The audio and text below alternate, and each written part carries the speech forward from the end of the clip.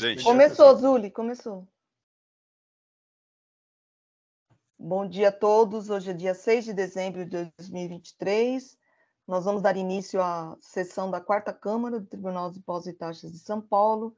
Eu cumprimento meus pares, doutor Zuli, doutor Flávio, doutor Argos, a representante fiscal, doutora Patrícia, Jailson. Então, vamos iniciar.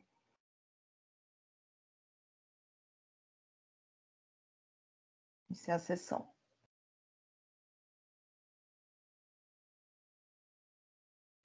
Bom, hoje temos vários patronos. Vamos, então, começar pela ordem da pauta. O primeiro processo, que nós temos patronos presentes, processo 4119428, NS2, Comércio Internet S.A., é um recurso misto do Dr. Rafael Zuli, está retornando em vista do Dr. Argos. Então, hoje não teremos sustentação oral, eu só vou registrar aqui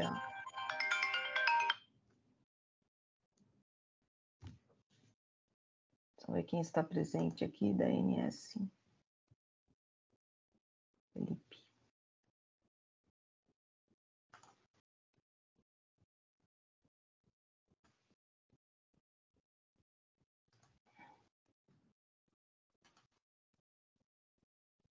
Cumprimento o patrono da...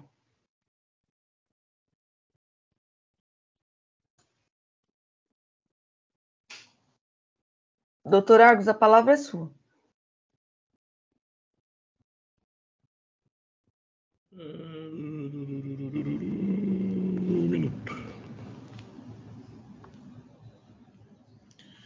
Muito bem, presidente, bom dia. Bom dia a todos, cumprimento a todos, especialmente os meus colegas, presidente, doutora Maria Helena, doutor Rafael Zuli Neto, doutor Flávio Nascimento de Freitas, cumprimento também a representação fiscal na pessoa da doutora Patrícia Aparecida. Seja muito bem-vindo à nossa Câmara, é uma satisfação tê-la aqui conosco. Cumprimento a todos aqueles que nos assistem aqui, os advogados presentes, e também relembro aqui os cumprimentos ao nosso suporte, que nos dá aqui todo o apoio, o Jailson, o Hélio e todos aqueles que nos ajudam. Presidente, rapidamente eu vou só registrar o meu voto. Em verdade, este caso em particular me fez, quando da apresentação do voto do Dr. Zuli, me fez pedir vista, porque me trouxe algumas inquietações. Dessas inquietações, eu digo que elas vieram por força de que esse processo já havia passado por esta Câmara,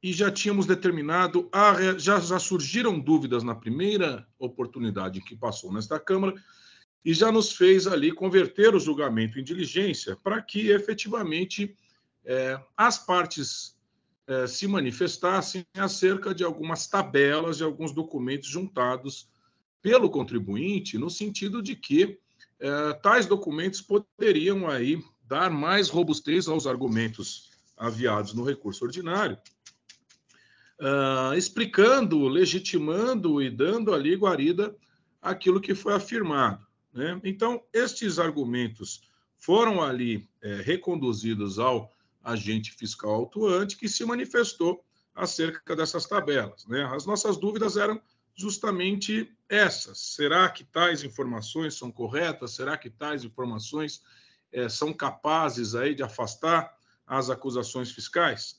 E esse processo retornou. Eu falo com vocês, estou aqui só registrando o voto.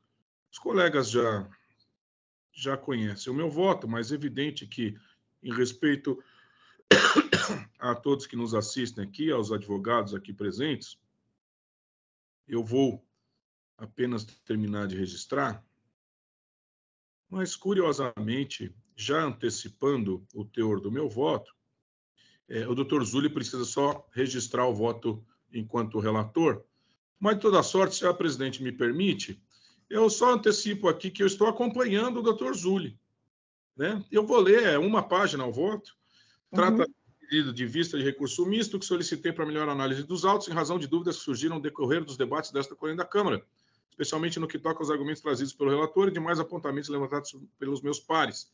pelo ilustre patrono, quando da sustentação oral de suas razões. Aproveito aqui o relatório do Dr. Zúlia, a quem rendo todas as minhas homenagens. O cotejo das informações trazidas pela autuada, maiormente aquelas residentes em sua peça ordinária, folhas 2, 8 e 16, esclarecimentos em petição, folhas 3.054, e memoriais, folhas 3.086, com os argumentos articulados em parecer em recurso de ofício 2773, bem como diante da manifestação dada em sede de contra-razões pela representação fiscal, as folhas 2 de 886, e em seu retromencionado parecer em retorno de diligência, acostado às folhas 30 a 50, lidas em conjunto com o que encontro na decisão proferida pelo ilustre juiz relator, não ao menos ao meu sentir, suporte ao quanto decidido por meu colega Dr. Rafael Zuli Neto, devendo o AIN ser mantido nos moldes do originalmente lavrado. Eis que precisa preciosa, destaco minha concordância em relação às considerações tecidas pelo ilustre juiz relator, em relação não só às particularidades encontradas quando do restabelecimento do item 1 do presente AIN, como também no que toca aos seus bem fundamentados argumentos em contraposição quanto alegado em recurso ordinário. Desta feita, em concordância com a totalidade dos argumentos aviados pelo culto juiz relator, os tomando para mim como se minhas razões fossem, julgo por inatacável o seu bem elaborado voto, dele nada divergindo. Diante do exposto, conheço do recurso ordinário para, no mérito, dar-lhe parcial provimento, conheço, pois, do recurso de ofício para dar-lhe provimento, ambos nos exatos termos do quanto decidido pelo ilustre juiz relator. Então, este é meu voto. As dúvidas ali que foram eventualmente suscitadas foram esclarecidas com a manifestação em retorno de diligência. E esses esclarecimentos não foram suficientes para afastar as acusações ou para fazer valer o quanto argumentado pela recorrente, ainda que se valorize e que se reconheça o trabalho de seu patrono. Então, presidente, eu tomo como voto condutor o voto do Dr. Zúlia, quem aqui rendo minhas homenagens e sigo integralmente. Nós já tínhamos conhecimento do voto, eu vou acompanhá-lo também. Doutor Flávio, seu voto? Doutor Flávio? Acompanho. Doutora Patrícia, alguma consideração? Está fechado. Seu microfone está fechado. Desculpa, acho que a representação já falou bastante nesse caso. Então tá bom. Então eu vou encerrar os debates.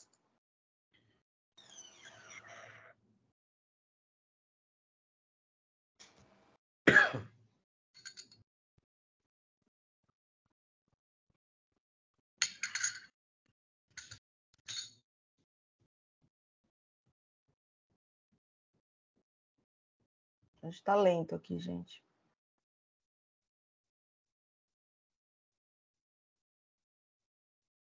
Não está entrando.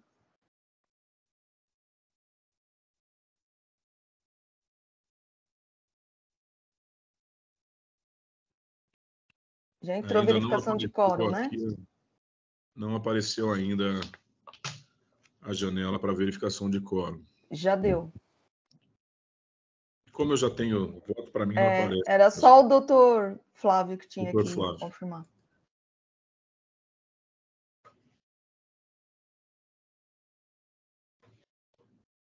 Então, voto.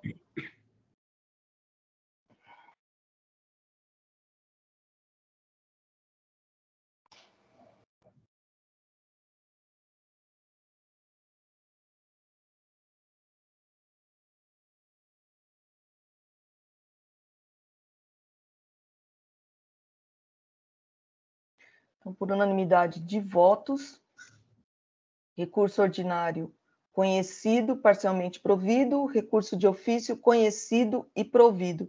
Eu agradeço a presença dos patronos da empresa. Tenham um bom dia. Bom dia, presidente. Nossa, hoje está bem lento aqui, viu, gente? Vamos lá. Paciência. Bom, próximo processo que nós temos... Deixa eu confirmar aqui. O próximo processo que nós temos patrono presente é o processo 4145032, Ambev S.A. É um recurso ordinário da relatoria do Dr. Zuli, está retornando em vista hoje Nós temos o patrono presente, o doutor Ricardo. Bom dia, doutor Ricardo. Nós vamos... Hoje o senhor só ouve. Sem dúvida. Bom dia, senhor presidente. Bom dia a todos. Deixa eu só registrar aqui a presença.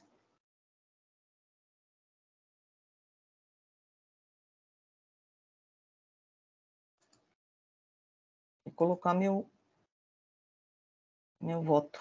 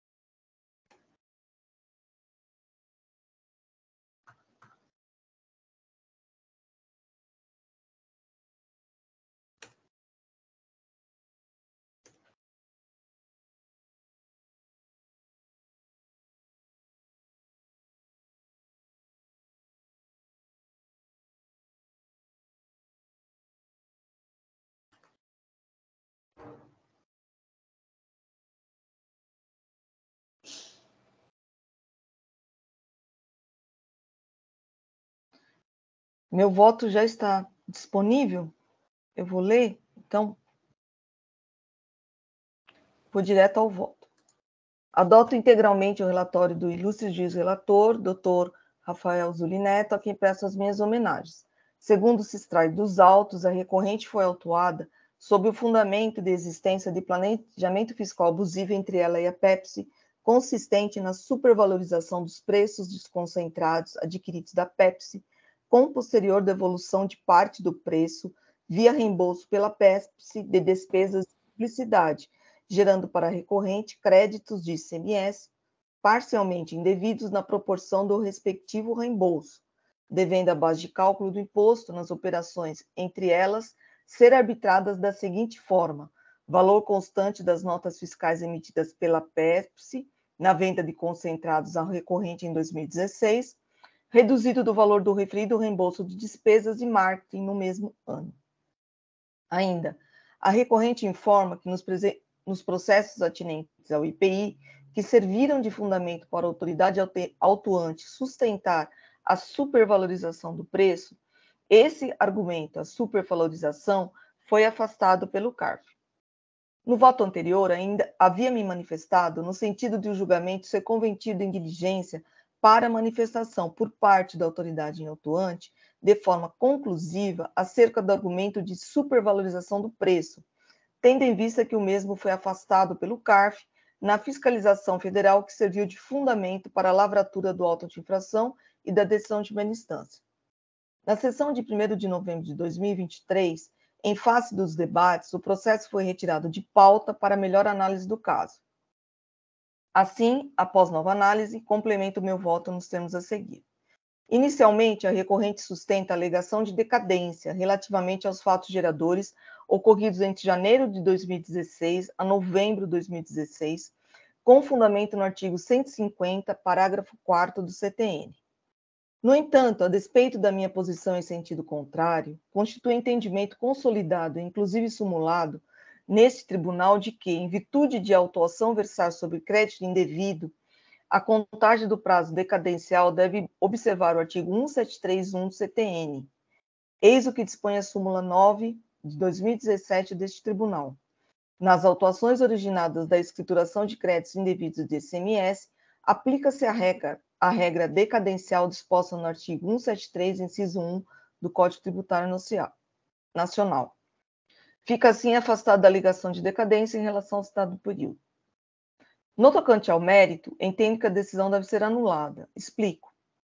Assim sustenta a recorrente no seu recurso. Ora, considerando que o relato circunstanciado do presente auto de infração toma por base justamente acusações formuladas em termo de verificação fiscal de auto de infração de IPI, lavrado pela Receita Federal do Brasil para embasar a acusação de suposta sobrevalorização nas vendas da Pepsi para a recorrente, o afastamento pelo CARF dessa acusação, inclusive com o reconhecimento da inexistência da suposta sobrevalorização, como demonstrado em parecer técnico da Deloitte, nos mesmos moldes daquele apresentado também no caso concreto, cujas conclusões serão a seguir referidas, por si só revela a manifesta improcedência do auto de infração lavrado no presente processo. Nesse sentido, destaca a recorrente acórdão do CARF, proferido no julgamento ocorrido em 28 de nove de 2022, o qual foi unânime quanto à inexistência da suposta sobrevalorização, argumento utilizado pela fiscalização para a lavratura do auto de infração objeto desses autos. Por sua vez, a autoridade de primeira instância também se fundamentou na fiscalização federal para sustentar a manutenção do auto de infração. Aí eu destaco o trecho da decisão de primeira instância que relata o processo do CARF. E também, exatamente no mesmo sentido, foi o parecer da representação fiscal. Eu destaco um item do parecer da manifestação fiscal que dá ênfase ao processo federal. Prosseguindo. No item 6 do relatório circunstanciado, a fiscalização sustenta que a sobrevalorização nas vendas da Pepsi do Amazonas opera-se pela emissão de uma nota fiscal de venda Ambev em valor muito superior ao real, com subsequente devolução de valores ao adquirente. Por sua vez, no item 6.1 do mesmo relatório circunstanciado, consta a análise fiscal daquilo que denomina como sendo valores ínfimos de custos. Aí aqui no voto, está destacado o item 6.1 do relatório. Analisando os tópicos acima, como bem destacado no recurso ordinário interposto, a fiscalização, de um lado, pressupõe a existência entre Pepsi e a recorrente para emitir notas fiscais por preço muito superior ao real, considerando-se o ínfimo custo dos produtos vendidos, o que proporcionaria a Pepsi vultosas margens de lucro em torno de 80% no período até 2018, em que atuava no estado do Amazonas. Por outro lado, afirma que o lucro bruto oferido não retrata a realidade financeira da Pepsi, porque está em sua quase totalidade comprometido com despesas de publicidade, redundando numa margem de lucro efetiva bastante reduzida, de 7,53% na média nos anos de 2016 a 2018.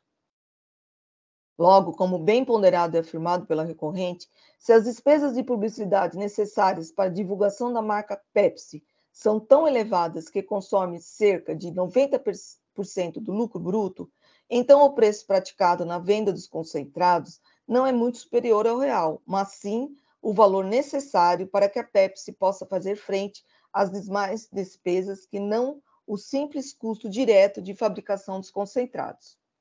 Sustentou ainda a recorrente em sede de defesa que o fato de as despesas de publicidade neste período terem sido por ela incorridas à recorrente, com posterior ressarcimento pela Pepsi, nos termos dos contratos firmados entre elas, não implicou devolução de parte do preço dos concentrados, porque a recorrente, além de pagar o preço constante das notas fiscais de venda, arcou efetivamente com as despesas de marketing reembolsadas, o que não foi questionado pela fiscalização, de modo que o preço efetivamente pago restou intacto. Ora, em relação a tais pontos, não há qualquer manifestação na decisão de primeira instância.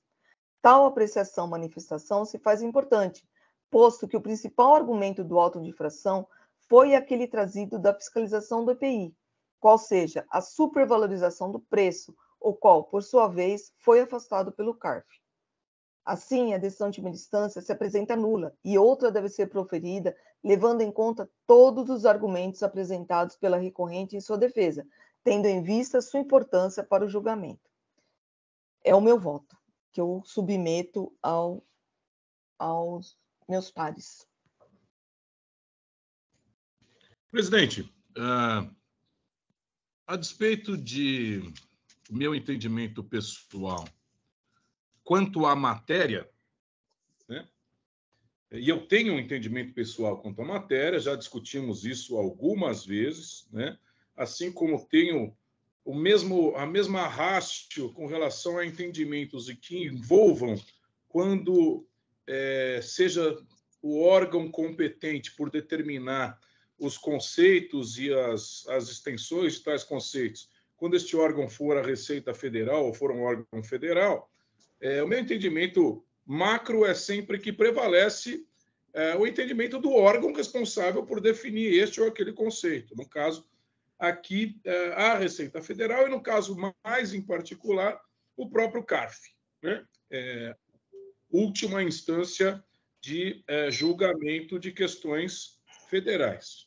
Este é o meu entendimento. Porém, no caso concreto, diante de um manifesto silêncio do julgador de primeiro grau com relação aos argumentos trazidos pela recorrente, especificamente estes que dizem respeito ao posicionamento do CARF quanto a ser ou não supervalorizado o preço ali trazido, eu vou acompanhá-la, porque entendo que já vem, pelo menos ao longo deste biênio, sendo aqui determinado por esta Câmara. Se a decisão é incompleta ou se a decisão deixou de exercer aquela necessária motivação e atenção para os argumentos formulados pelo recorrente, outra decisão deve ser dada, né?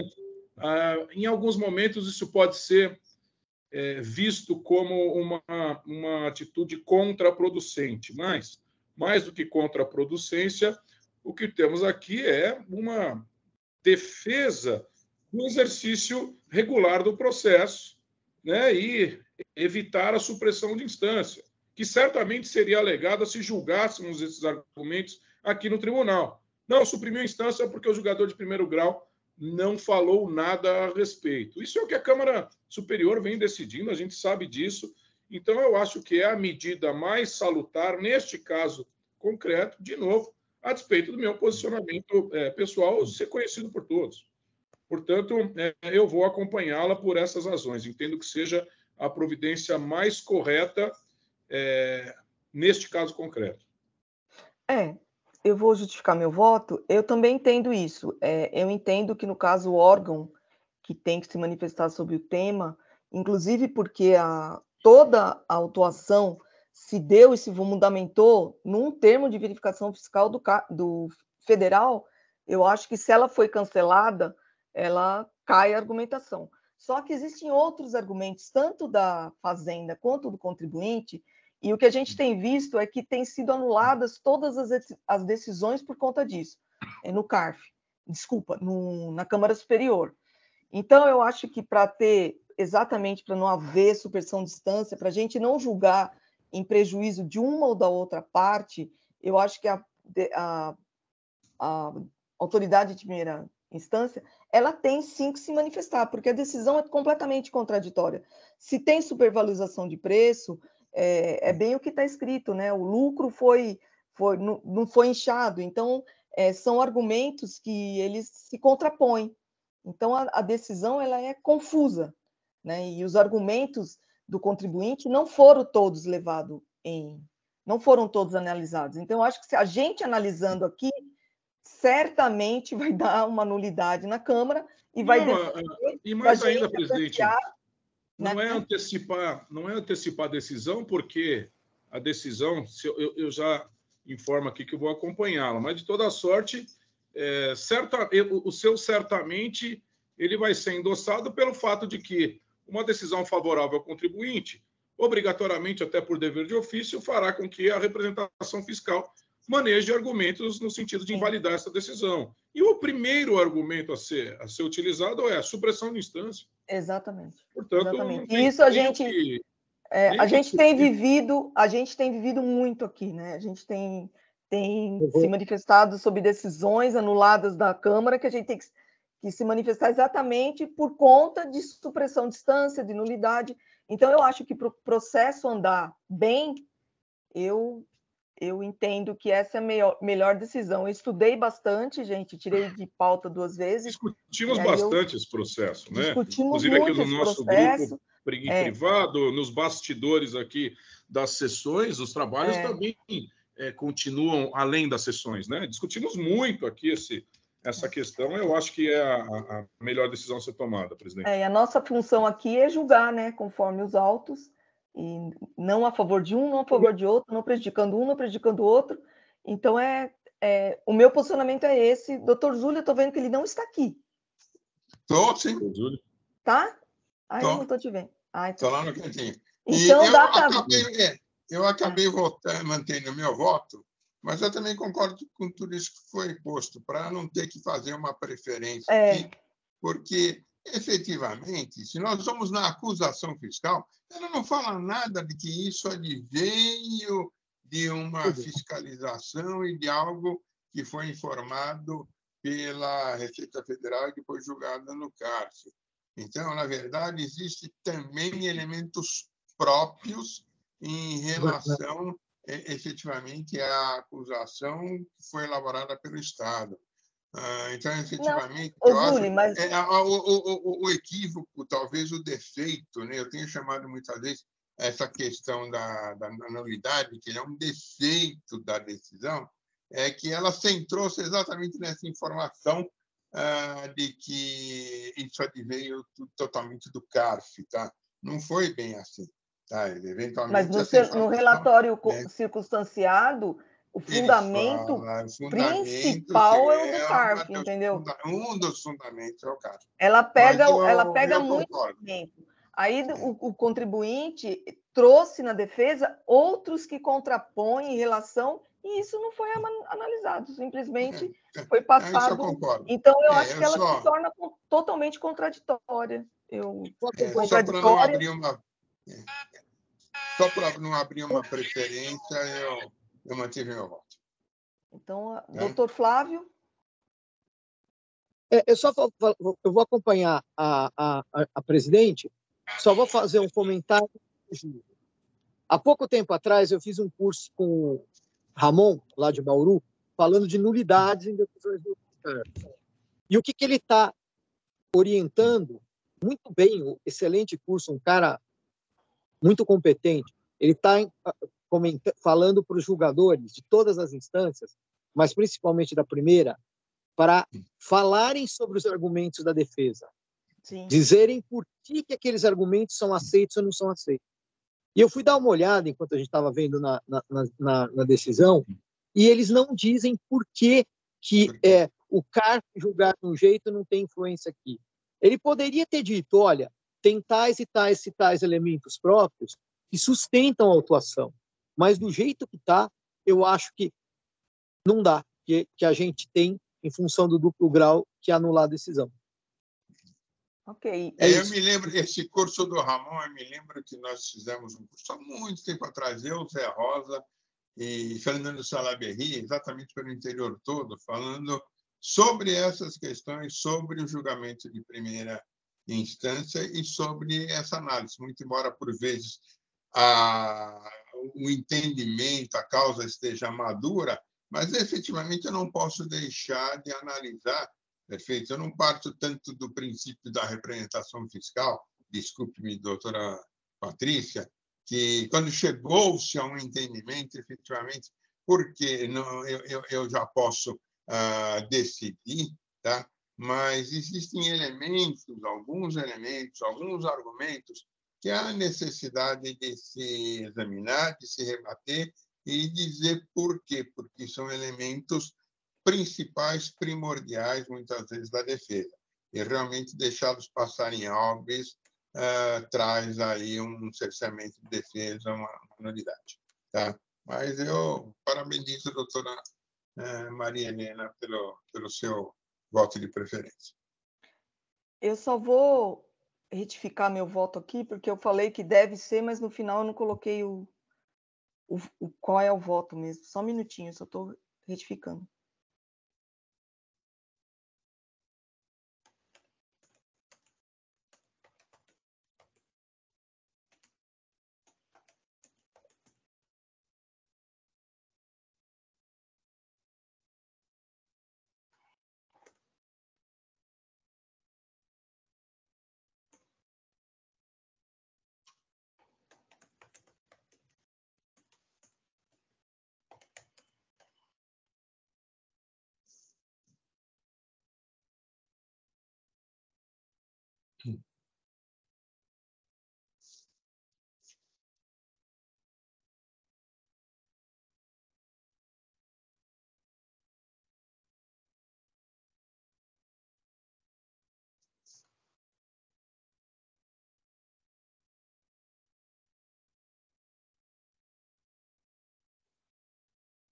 Pronto, agora está registrado.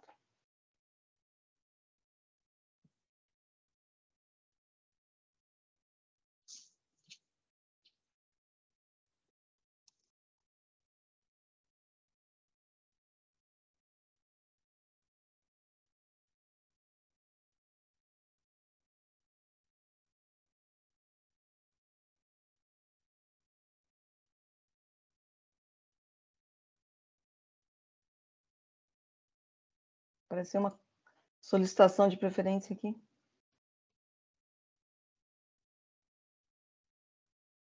Eu não pedi. Alguém pediu preferência? Não, eu fui gravar e apareceu solicitação. Bom, então eu vou encerrar os debates. Doutora Patrícia, alguma observação? Seu microfone está fechado. Opa. Doutora Patrícia. Não, nenhuma manifestação. Obrigada, doutora. Então eu vou encerrar os debates.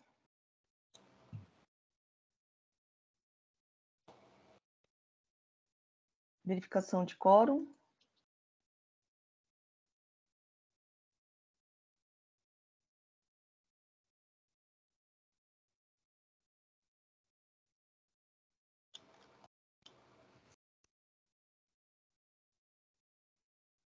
Iniciar a votação.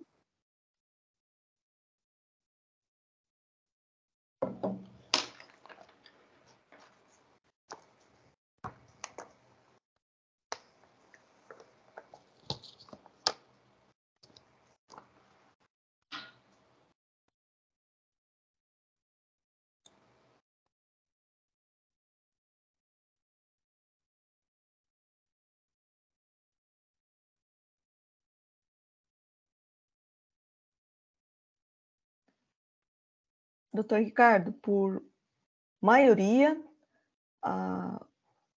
foi anulada a decisão de primeira instância, então o processo vai retornar à origem para novo julgamento. Eu agradeço sua presença, tenha um bom dia.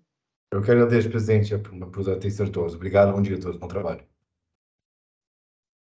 Então, vamos ver agora qual que é o próximo. O próximo da lista que nós temos patrono presente é o processo 41509994, Volkswagen do Brasil, Indústria de Veículos Automotores Limitada. É um recurso ordinário da relatoria do doutor Argos. Quem está presente? Olá, sou eu, Ana Carolina. Doutora, dispensa a leitura do relatório? Sim. Então, a doutora tem 15 minutos, por favor. Perfeito. Muito bom dia a todos. Muito obrigada por me receberem novamente aqui nessa quarta Câmara.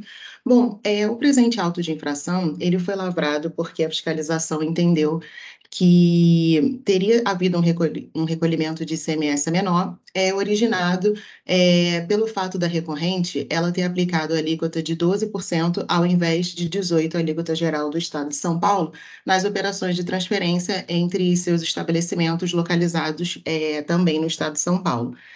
Bom, o primeiro ponto que eu gostaria de destacar aqui do nosso recurso é que a recorrente ela é detentora do regime diferenciado de centralização de apuração e recolhimento do ICMS. Então, independentemente da alíquota que foi aplicada nessas operações, essas operações elas não têm efeitos fiscais. Isso acontece porque a cada saída gerada, a cada débito gerado, esse débito ele vai ser lançado no respectivo crédito com a entrada no estabelecimento receptor, do estabelecimento destinatário ali. Então, essas operações elas vão ter um efeito nulo, porque o ICMS a recolher sempre vai ser zero nesse tipo de operação.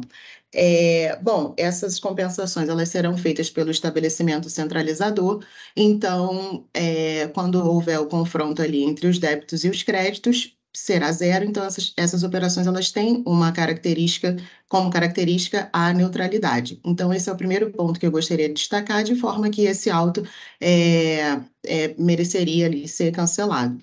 Bom, e o segundo ponto que eu gostaria de trazer é que nessas operações de transferência, referendando ali tanto a súmula 166 do STJ quanto o que restou decidido na DC 49, que nessas operações não há a incidência do ICMS.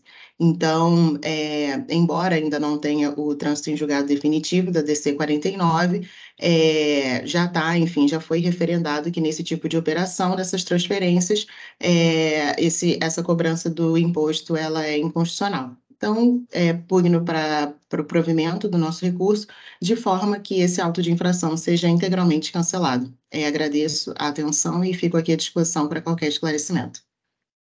Obrigada, doutora Ana, pela objetividade. Doutor Argos, a palavra é sua.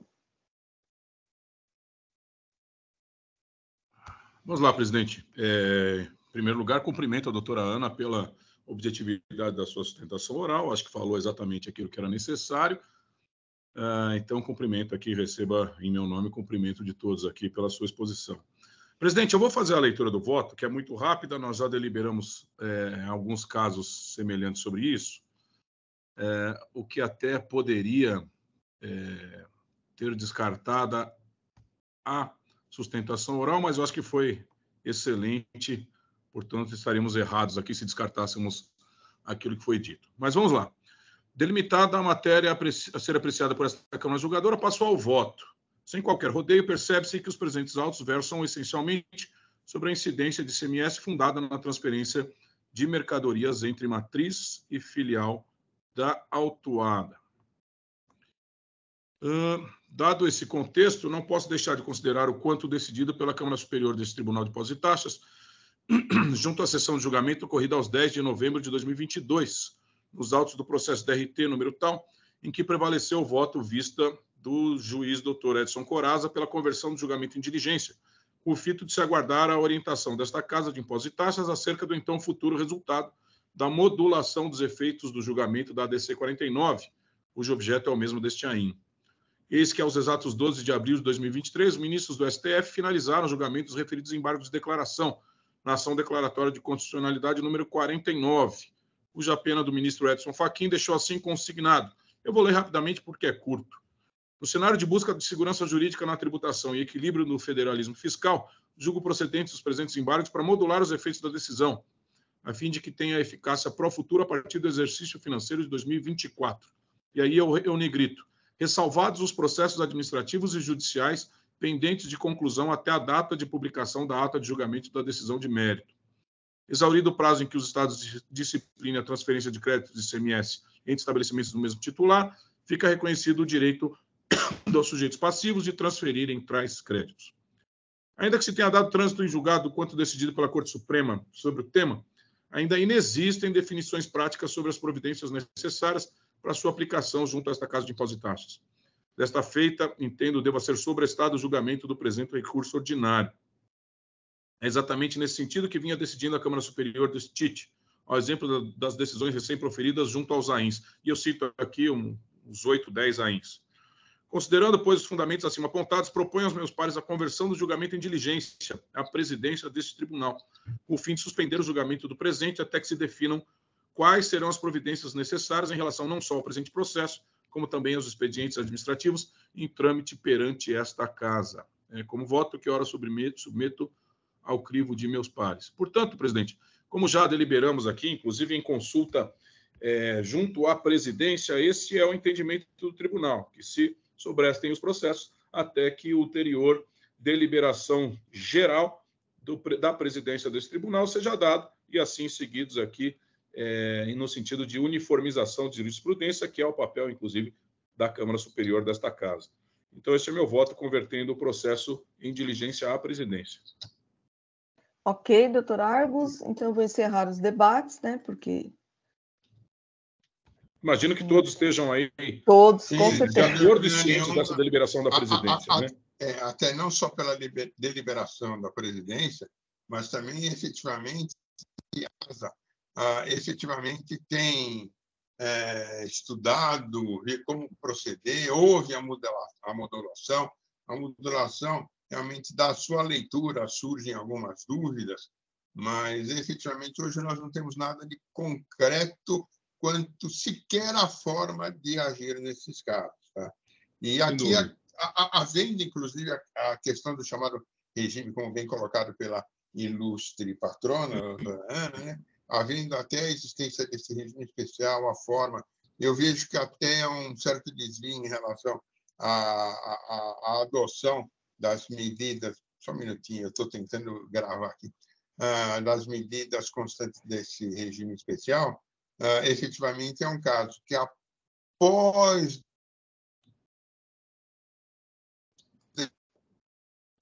de normas específicas e a abordagem de caso a caso, aí sim, de forma objetiva e justa, principalmente justa, nós poderemos, então, apreciar essa matéria. E é assim que eu estou votando com o ilustre relator.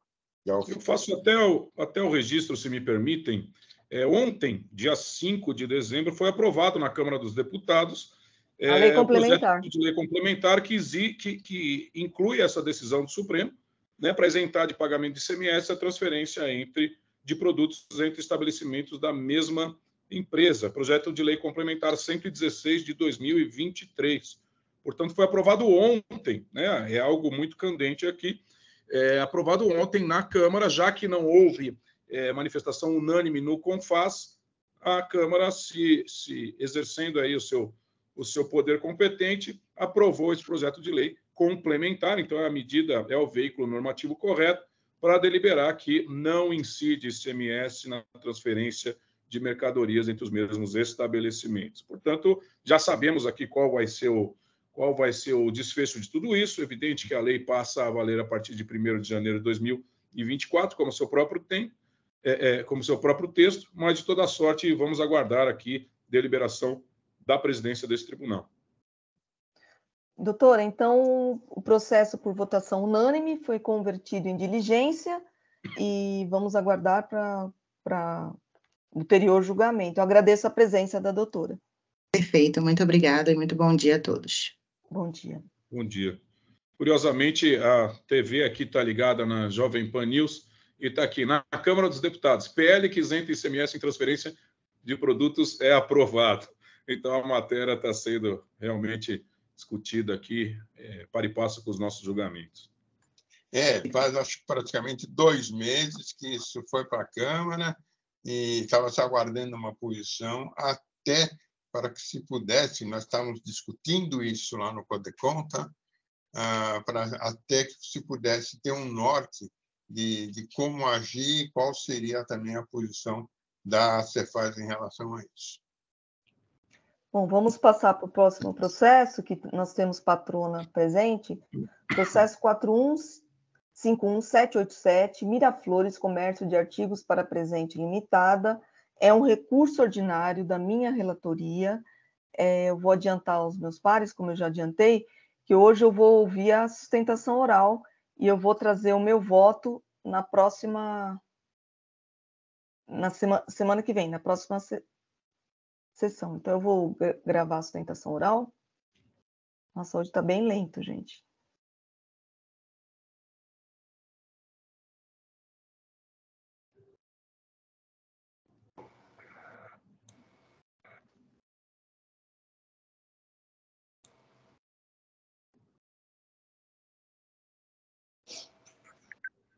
Não sei de vocês aqui, mas está demorando para entrar aqui. Doutora, enquanto eu inicio aqui, que eu tento arrumar o sistema, doutora, pode iniciar a sustentação, por favor? Claro, muito bom dia a todos. Agradeço a oportunidade de falar aqui nessa 4ª Câmara. Eu vou trazer os pontos principais dessa discussão. O auto de infração foi lavrado baseado em 5 infrações. Basicamente um montante de mais ou menos 529 mil de imposto, e o remanescente seria multa e juros, decorrente de não pagamento do ICMS em operações que foram tidas como operações tributadas, que foram tratadas como não tributadas ou isentas, na verdade, era uma operação de devolução de mercadorias, e teve também a questão da apropriação indevida de crédito de cerca de R$270 mil, objeto de ressarcimento de ICMS-ST, que não teria sido cumprido alguns requisitos da portaria CAT 17 de 99 e 42 de 2018. Teve uma apropriação indevida de crédito de ICMS também em relação ao controle de estoque, num valor marginal de R$70 mil, e o restante das infrações, eles são realmente decorrentes, são multas isoladas decorrentes de descumprimento de obrigações acessórias, tá? Mas realmente o montante dessa multa acaba ficando bem relevante, alcança quase R$1 milhão só a multa imposta nos itens 4 e 5 da autuação. Na esfera, né, de primeira instância, nós apresentamos a impugnação, demonstrando que o auto de infração ele foi elaborado com alguns erros. A recorrente entende que houve defeitos de motivação na autuação e também erros na apuração da base de cálculo, principalmente atrelada à questão da devolução que foi autuada no item 1.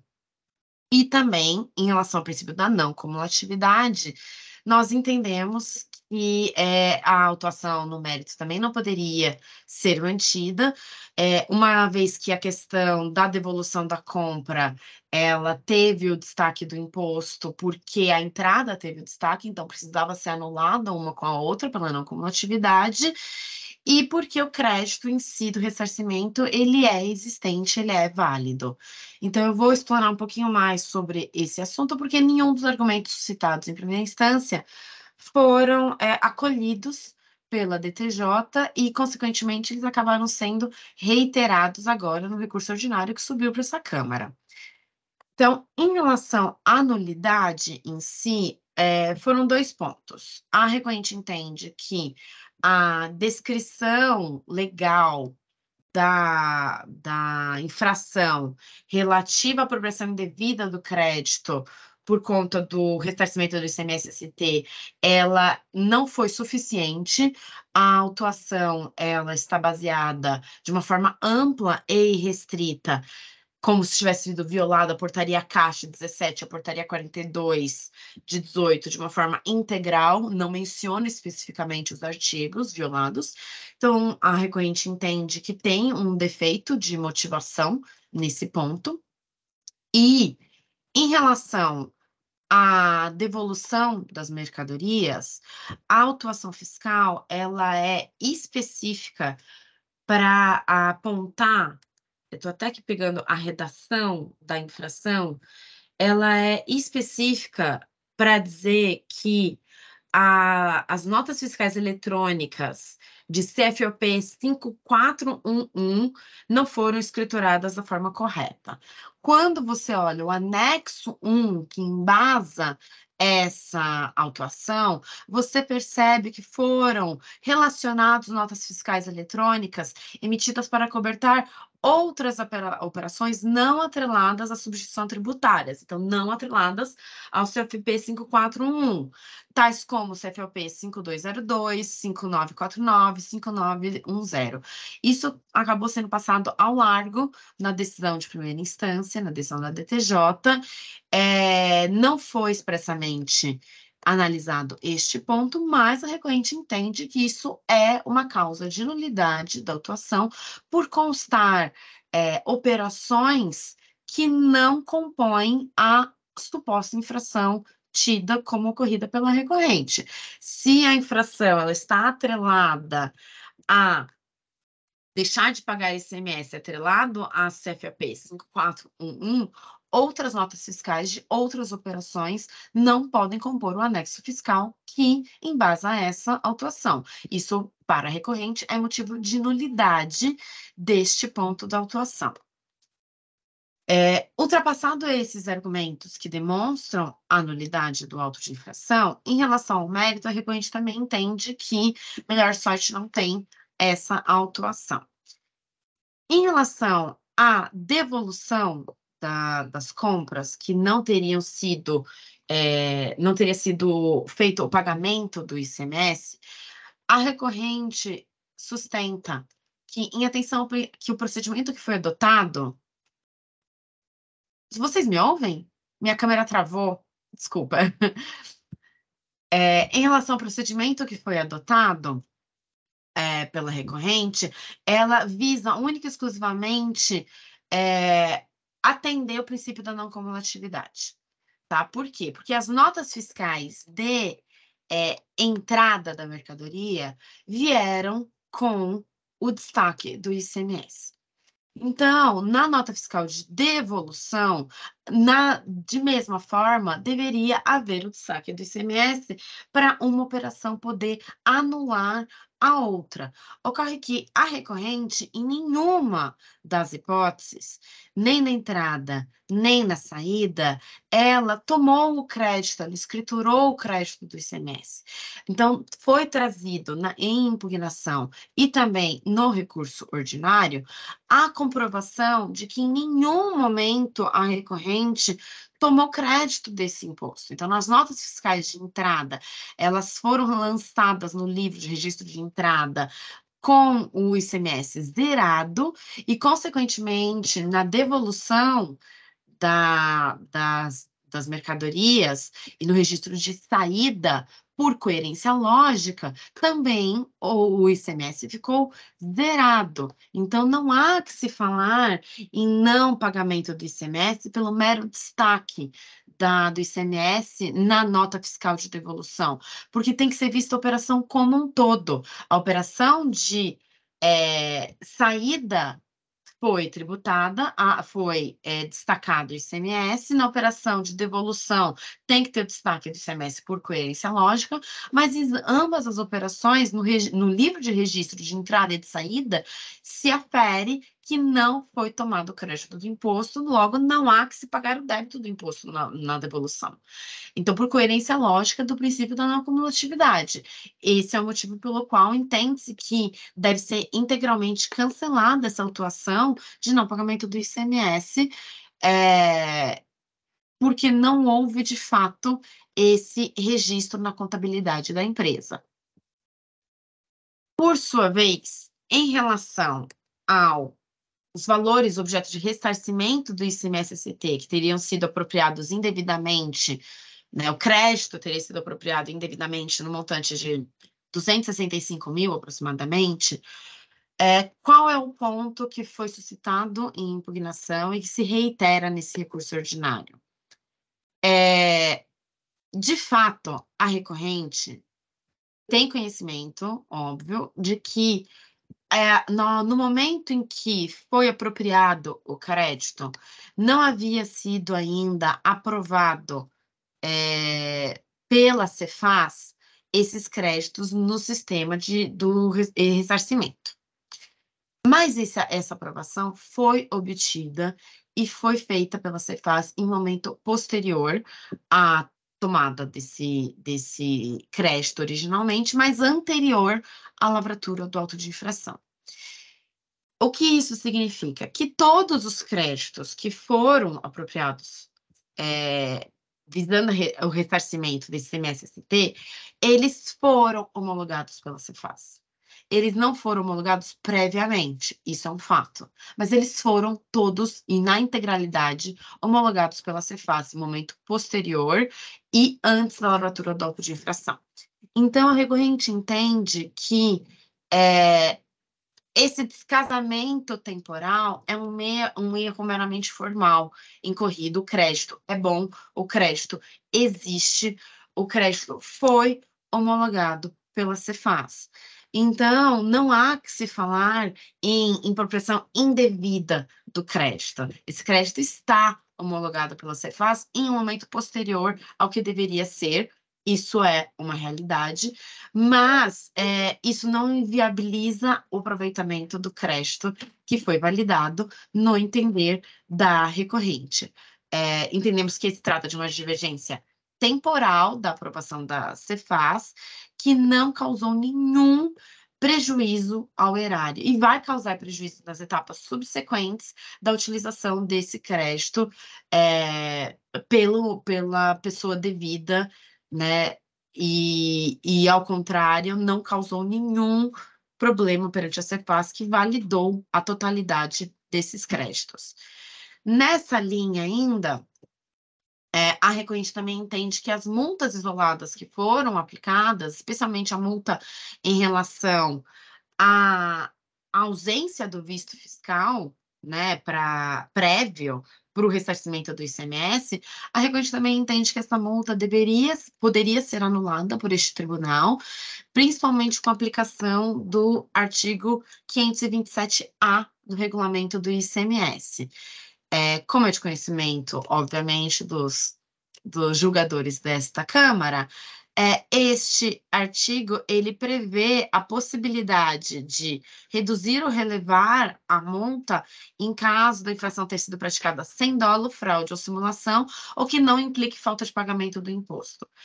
A ausência né, a falta de pagamento do imposto nessa hipótese, ela foi reconhecida no D1, na autuação, na lavratura do auto de infração, já se reconhece que a infração, né, a apropriação indevida do crédito não teria ensejado falta de pagamento do imposto, tanto que a multa ela foi aplicada de forma isolada e com base em um dispositivo que garante, na verdade, a redução da multa a 1% do valor total das operações, exatamente porque não tem ausência de pagamento de imposto. Então, isso já está definido na autuação, que é um dos requisitos para a relevação da multa. O outro requisito seria a ausência de dolo, fraude ou simulação. E, neste caso, a gente entende evidente que não houve ausência, não houve dolo, fraude ou simulação, porque não houve, de nenhuma forma, intenção de prejudicar o erário, o visto fiscal foi, a aprovação da Cefaz foi feita pela empresa, houve um descasamento temporal, mas isso foi levado à análise da Cefaz e o crédito foi aprovado. De nenhuma forma houve fraude, houve tentativa de simulação, de forjar de alguma forma a nota fiscal. Então, toda a operação foi feita às claras. Quando foi feita a apropriação indevida, de nenhuma forma a empresa disse que tinha o visto ou que já tinha se submetido à aprovação da Cefaz. Isso foi feito, sim, posteriormente, por problemas sistêmicos. Todo mundo sabe da dificuldade de conseguir o ressarcimento do ICMS e de cumprir os requisitos das portarias. Então, tomou um tempo para isso ser feito, mas foi obtido a aprovação pela empresa.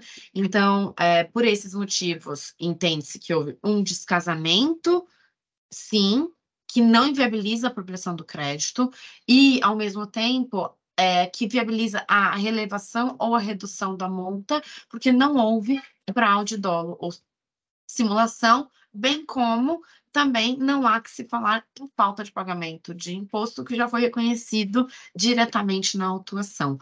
Esses eram os pontos essenciais que eu gostaria de trazer aqui para esta Câmara, para a discussão, e desde já peço o cancelamento integral da autuação e agradeço a todos pelo tempo despendido.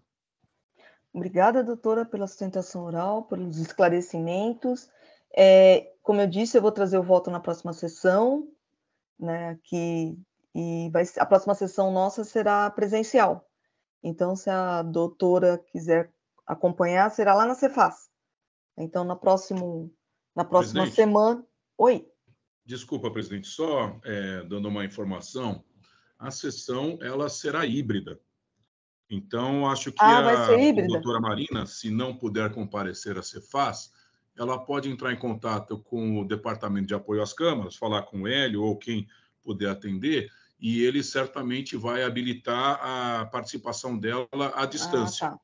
Então tá híbrido, tem essa facilidade também. Mas será muito bem-vinda se for pessoalmente até a nossa sala de sessões ali. Eu já vi, são 2 salas ficou interessante o sistema híbrido, bem tecnológico, inclusive, mas, enfim, temos essa facilidade.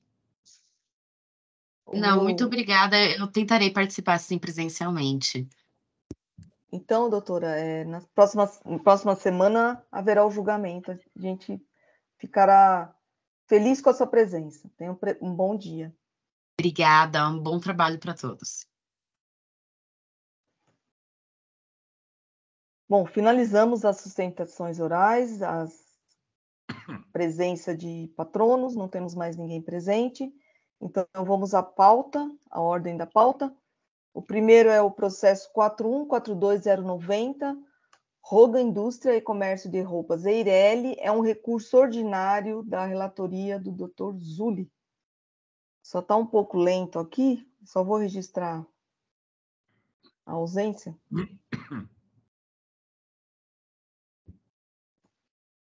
Dr. Zulli, a palavra é sua, resumida. Muito bem, eu só vou retirar, aliás, estou retirando o processo. Ao meu ver, é simples, tá? Levantamento fiscal. Eu só estou retirando a parte da sustentação oral que eu coloco que foi realizada, né? E já tinha até deixando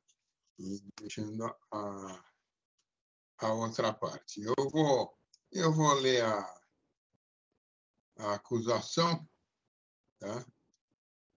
E, efetivamente, nós temos infrações relativas ao pagamento de imposto.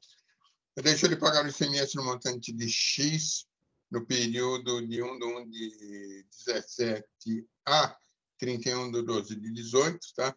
Conforme demonstrativo abaixo, apurado por meio de levantamento fiscal realizado com fundamento nos artigos 509 e 509A do nosso regulamento, diferenças, né, a alíquota aplicada de 18%, crédito indevido nas datas e valores especificados no demonstrativo anexo, decorrente da escrituração de documentos fiscais relacionados relativamente à entrada em mercadoria, que não atende às condições do item 3 do parágrafo 1º do 59, por conta de que a inscrição estadual do emitente foi declarada nula segundo PCN, e deixou de exibir a autoridade fiscalizadora no prazo combinado em notificação específica para tal fim os livros diários e a razão contábil, como especifica. Dos autos consta detalhado o relatório circunstanciado, consta dos autos também que o presente processo foi baixado em diligência para que o autor dos feitos viesse a juntar documentos que instituem a respectiva instrução fiscal probatória, os quais não teriam sido inseridos oportunamente por problema de sistema de EPAT para processamento da respectiva inserção em atendimento à diligência, foram juntados os documentos de folha 9390, reaberto prazo para a defesa, a autuada manifestou-se.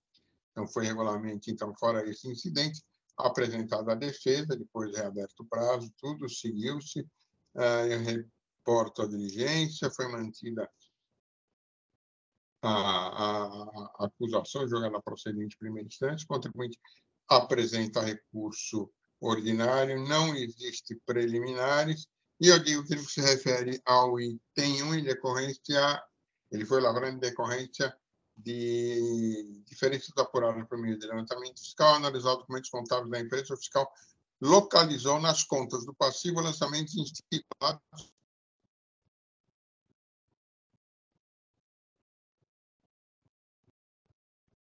Sumiu o som, Zulli, ao menos para mim. Voltou. Não tinha sumido o som. Voltou. Lastreado no que preceitou o artigo 509A, o ofício constituiu o crédito tributário no item 1 do lançamento, explica isso no relatório circunstanciado. Na verdade, eu vou tentar resumir, não existe prova nem nada que possa justificar isso, né? Me informa o ofício que foi constatado no balanço patrimonial da empresa, em 31 de 12 de 17, a manutenção no passivo de obrigações inexistentes sobre a rúbrica empréstimos ao sócio, tá?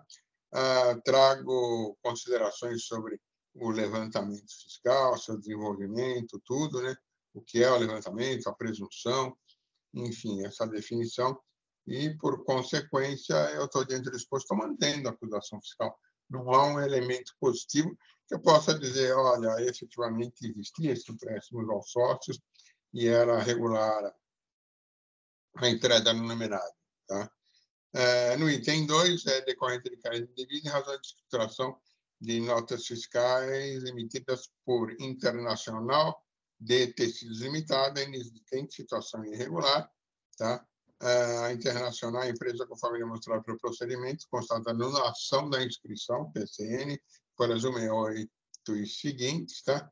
Faço referência, faço a análise, tá? Enfim. E também aqui, olha, a interessada, ainda que tivesse trazido alguns elementos de Integra, CADEF, CNPJ, tudo, mas ela nada trouxe, tá? Faz ela referência à retroatividade da idoneidade, eu rebato, não há, né, porque efetivamente ela é de acordo com relatórios que é efetuado, o PCN e tudo, né? Todos conhecem, né, o meu posicionamento sobre isso, né? Já trouxe inúmeras vezes, já transcrevo a direção de superiores, tá? Da mesma forma, o fisco, tá, o dever de fiscalizar, tá? Efetivamente tenta transferir, né? Não tenta, como argumenta, o seu dever de fiscalizar, tá?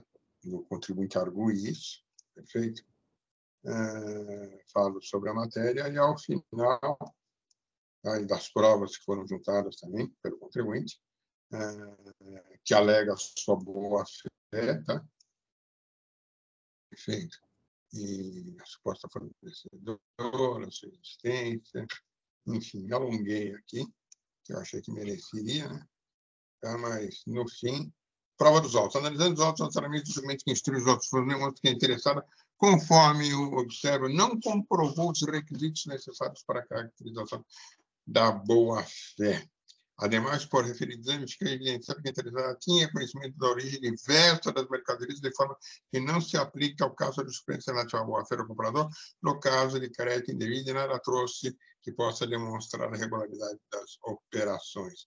Então, diante disso, eu estou mantendo o item 2 também, ausente qualquer elemento que possa se carregar para análise de boa-fé. No item 3, é falta de exibição, tá? Realmente não foram exibidos, está consagrado, está efetivamente demonstrado, e mais argumentos são juros, tá? A taxa Selic, né? Falo do período que eu falei no início, perfeito? Então, em parte, como ele inicia em 1 de 17 e termina em 31 de 12 de 18, perfeito? Então, há um período parcial que se aplica aí a súmula 10 reformada. Então, a minha conclusão é conhecer o recurso inquirido ao parcial provimento para, acolhendo os respectivos períodos, a aplicação da súmula 10 reformada e, quanto ao mais, negar provimento ao recurso. É assim que eu voto. Não tem muito mais o que se analisar nesses autos. Realmente, não há elementos que possam servir de análise para que se possa caracterizar ou não a ocorrência da não infração. Ela está caracterizada, o levantamento é perfeito, muito bem feito. Perfeito, e eu estou registrando meu voto. Eu vou te acompanhar, Zúlio.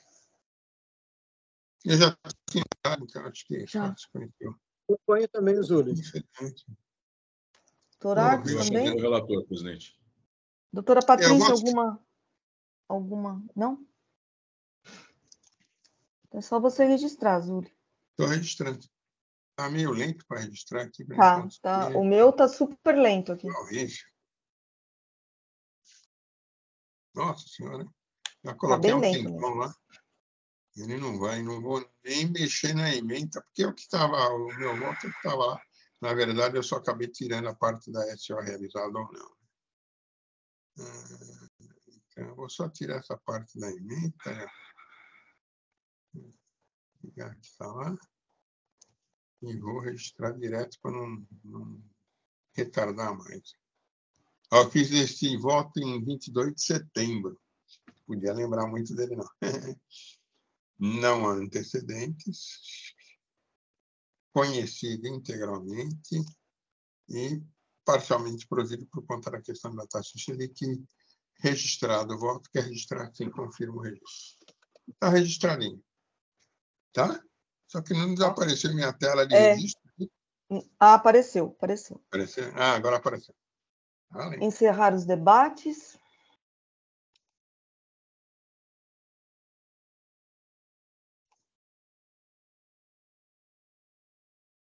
Verificação de quórum.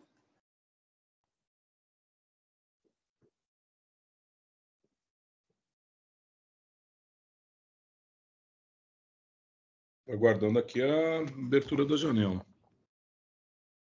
Tá bem lento mesmo, gente. Eu já confirmei aqui, mas não sei se... Não apareceu ainda.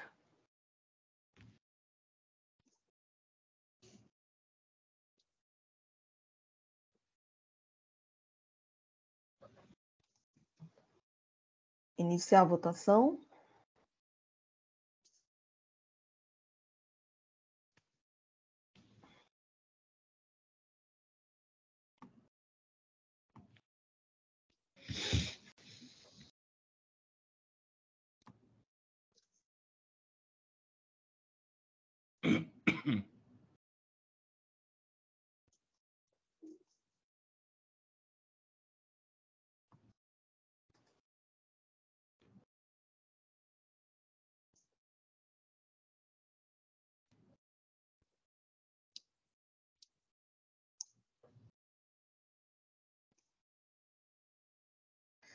Nos termos do voto do relator, recurso ordinário conhecido e parcialmente provido.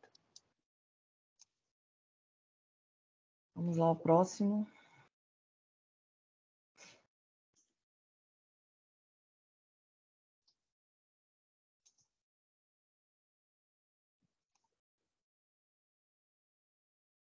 O próximo processo é o processo 4151158, Alpes Distribuidora de Petróleo Limitada. É um recurso ordinário, também da relatoria do Dr. Zulli.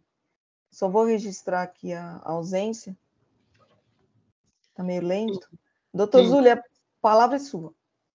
Então, eu não sei o que fazer com esse processo, em tese, tá? Mas eu vou ler a ementa. A acusação interessante, são 5 itens, eu digo, olha, itens 1 e 2, só ter pagamento de imposto, ICMS, ST, incidente das operações escriturados a menor no registro de saídas, item 3, creditamento devido em aquisição de ativo imobilizado acima do permitido para a aquisição de mercadorias dessa natureza, item 4, mercadorias adquiridas para uso e consumo, CFOP, características dos produtos definem as entradas, item 5 e 6, manifestação do destinatário obrigatório nos termos da portaria CAT 162/2008 para aquisição de combustível. Nota fiscal eletrônica desclassificada como operação não realizada. Escrituração e creditamento de imposto indevido justamente com juros de mora calculado nos termos da legislação vigente. Muito bem, eu analisei o processo, analisei as provas dos autos, enfim, tá? Argumentos da parte, não há preliminares assim objetivas, mas quando eu vou aqui efetivamente, embora assim eu faço, o contribuinte ele traz um certo reclamo, tá? Em relação à eventual nulidade da decisão recorrida, tá? Deixa eu tirar uma partinha aqui.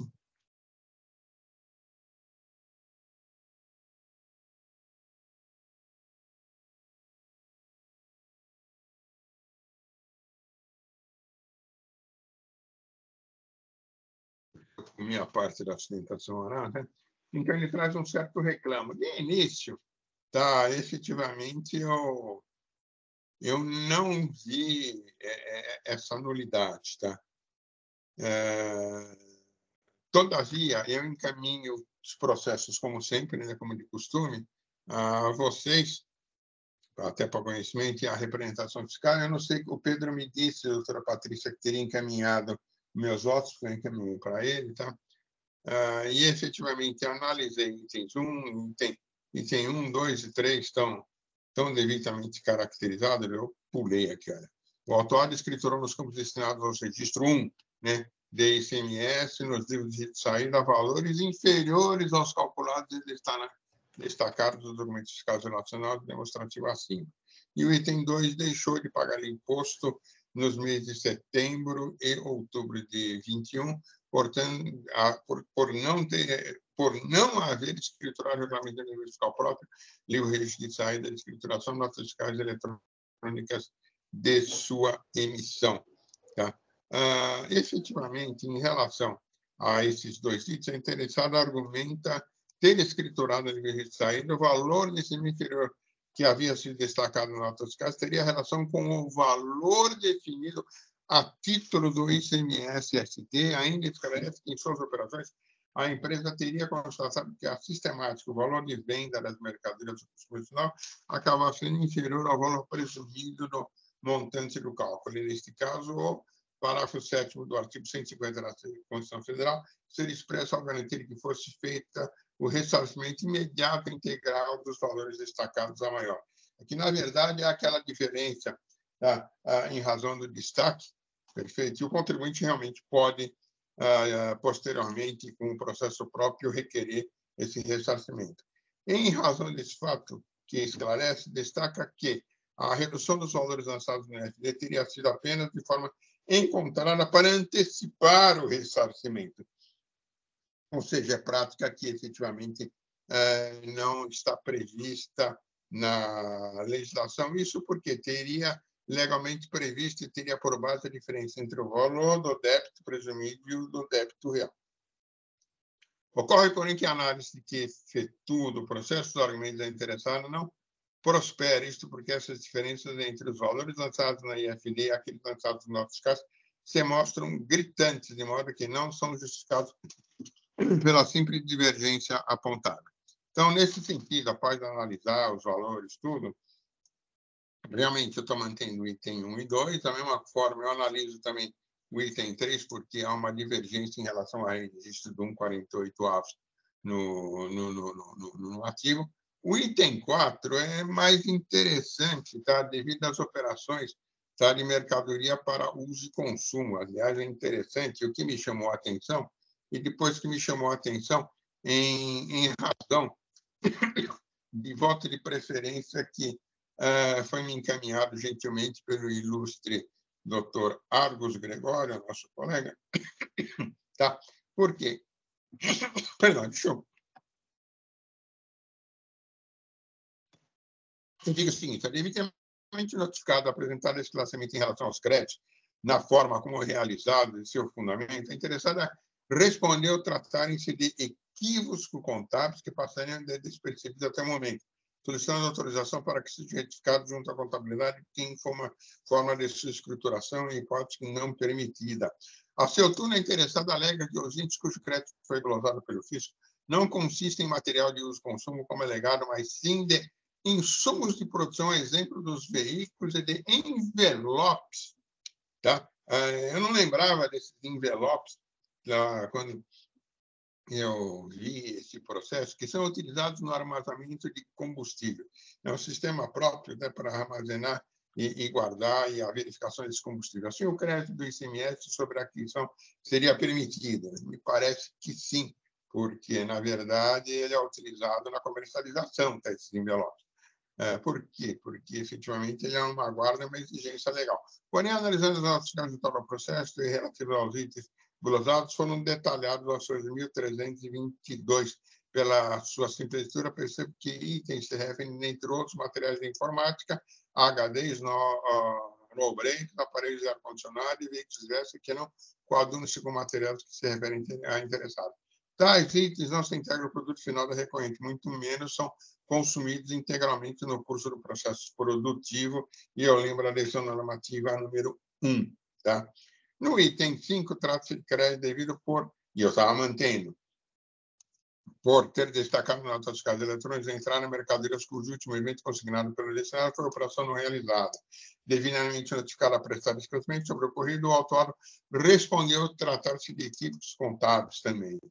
E aí eu também estou mantendo o 6º, que é aquela operação de evento de cancelamento, operação também não realizada, tá? O contribuinte, na verdade, eu vejo que na análise da tabela produzida pela recorrente, o documento de folhas 25.670, o cancelamento da nota fiscal emitida ocorreu dentro do mesmo mês, o que havia sido escriturado pela recorrente. Ainda há de desconsiderar que os equívocos da ação em FD são entregues apenas no mês seguinte do período em que haveria dúvida e haveria, assim, também tempo hábil para verificar. Então, eu estou mantendo. Tá? Então, em princípio, efetivamente, o meu voto é para o seguinte, olha, períodos em relação à súmula, a multa confiscatória, que é o argumento, eu estou afastando. E a súmula 10 é janeiro a dezembro de 21, a saber, posteriormente à edição daquele decreto 62. Então, o meu voto inicial é conhecer e manter a decisão recorrida. Só que, todavia, de forma muito perspicaz, deixa eu registrar aqui, o nobre colega doutor Argus Gregório editar voto. Ele chamou a atenção no caso da análise, tá? Da decisão de primeira instância, porque o contribuinte ele traz um argumento en passant em relação a essa problemática. E realmente eu não tinha me apercebido, perfeito? E eu vejo que o culto julgador ele não analisou com profundidade essa questão, com a profundidade necessária, inclusive a questão dos envelopes, que também eu não me lembrava deles, e quando eu fiz meu voto, ele passou desapercebido. Estou registrando aqui. Então, meu voto inicial, tá? E que eu gostaria de ver, então, a posição adotada pelo ilustre doutor Argus, que eu acredito, não sei, ele pode ter mudado não antecedente, de posição, né, de ontem para hoje. Já antecipo que não mudei, doutor Zúlio. Não provi. Toda sorte. Então, não sei se ele vai manter o que ele disse, a possibilidade de preferência, e eu estou aqui. Foi. E meu voto está registrado. Tá, presidente. Então, se a senhora me permite, como já anunciado pelo doutor Zúlio, eu vou pedir, só precisava do registro do voto dele. Assim feito, eu vou pedir preferência aqui. Eu fiz um voto, esta preferência, evidentemente, porque já estamos aqui no término das sessões, não faria sentido tirar o processo em vista, até porque a minha preferência é relativamente curta. Então, eu vou só lançá-la no sistema. Os colegas, como bem disse o doutor Zúlio, já conhecem a minha manifestação, mas em respeito àqueles aqui que nos assistem, e também a nossa representante da representação fiscal, a doutora Patrícia, que eu não sei se veio a receber esta manifestação. O Pedro mandou os votos. Que bom, que bom. Eu já tinha mandado a todos aqui. Só estou realmente registrando o voto com alguma lentidão e já apareceu aquele amarelo de erro no sistema, server error. Mas vamos lá, registrar voto de novo. Confirma o registro do voto, está dando erro. Deixa eu dar um refresh. Página, está usando informações, traduzir. Erro no aplicativo. Vamos lá que eu vou tentar mais uma vez. Eu acho que você vai ter que ir lá no certificado recarregar. O juiz registrou o voto de preferência, acho que entrou. Então, eu vou ler rapidamente. Pedi preferência à presidente desta quarta Câmara em razão de dúvidas que surgiram no decorrer dos debates desta coluna da Câmara, especialmente no que toca aos argumentos trazidos pelo relator e demais apontamentos levantados por meus pares em relação aos documentos carreados aos autos e efetiva análise dos mesmos pelo julgador de piso. Por economia processual e evitando revisitações desnecessárias, adoto como se eu fosse o relator da lavra do Dr. Rafael Zúlio Neto, quem desde já rendo minhas homenagens. Verificado todo o processo com mais minúcia e sua integralidade essencial, impugnação, recurso, provas juntadas aos autos, manifestação da outra representação fiscal, entendo que o voto do ilustre relator está como se vai acontecer bem e adequadamente fundamentado. Entretanto, ouso discordar de sua compreensão quanto ao acerto do juiz monocrático no que respeita ao decidido às folhas 25.641, Eis entendo pela negativa de jurisdição do julgador monocrático, no que respeita ao exposto em sede de defesa, as folhas 25628 e 25630, e agora repetido em recurso ordinário as folhas 25669 e 25670, quanto aos itens 4 e 5 do invertente. Revisito a mencionada decisão proferida pelo juiz monocrático, dada as folhas 25641, e de sua leitura depreendo assistir razão recorrente ao apontar a falta de fundamentação e motivação do julgador tributário, o qual, com todas as vênias de estilo, deixou sem qualquer resposta às ponderações tecidas pela recorrente em relação aos itens supramencionados. A conferir. No que tange ao item 4 do AIN, créditos de uso e consumo, alegou a recorrente em sua peça ordinária, assim como fez anteriormente quando de sua defesa, que parte dos créditos decorreram de entradas de mercadorias que fizeram parte do produto comercializado, tais como envelopes para guarda de amostra testemunha de combustíveis, conforme DANFs, anexados às folhas 1349, 1351, 1353, eu cito todas as folhas aqui. Aditivo para etanol, nota fiscal 109.139, anexado às folhas 1.335. Aditivo para gasolina, nota fiscal tal, anexado às folhas tais.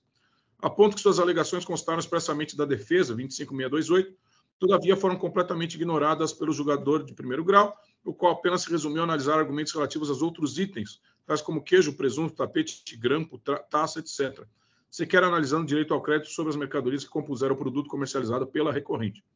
Já no que respeita ao item 5 do AIN, crédito indevido, escrituração de notas de operações não realizadas, a autuada em seu apelo, folhas 25670, alegou que parte dos créditos decorreram não de operações que foram canceladas, mas de operações que teriam ocorrido de modo diverso do informado pelo fornecedor, eis que continham erros de quantidade. Para comprovar quanto alegado, juntou à recorrente provas de que um documento fiscal passou pela barreira fiscal interestadual, folhas 13 e 83. Pois bem, embora igualmente contido na defesa, folhas 25630, o argumento trazido uma vez mais pela autuada, desta vez sem recurso ordinário, foi sumariamente ignorado pelo julgador de piso, qual se limitou a afirmar de modo manifestamente genérico que, aspas, a defesa contradiz a informação lançada nos documentos fiscais, fecho aspas, sequer se pronunciando sobre os fatos e as provas de que tais operações ocorreram. Data vênia, percebo que andou mal o julgador tributário ao decidir de modo manifestamente genérico acerca de argumentos manejados pela autuada em relação aos itens 4 e 5 deste AIN 415158, não havendo qualquer fundamentação adicional, um ponto de afastamento deste ou daquele documento, razões do aceitamento ou do afastamento desta ou daquela prova. Nada. Nesse contexto, afirmo que a desejada motivação que garante rigidez aos atos administrativos, em caso restou comprometida. É o que constato. Tal fato per se já é suficiente para que se considere a precariedade do quanto decidido pelo julgador monocrático. A conclusão é que chega uma só. Não houve a devida prestação jurisdicional, devendo os autos retornar à primeira instância para novo julgamento. Tenho para mim que nova decisão de primeira instância deve ser proferida, dado que a decisão ora combatida está evada de vício, por não ter ocorrido a devida análise dos argumentos e documentos trazidos pela autuada, em atenção à letra do artigo 26 da Lei 13.457. Cito aqui.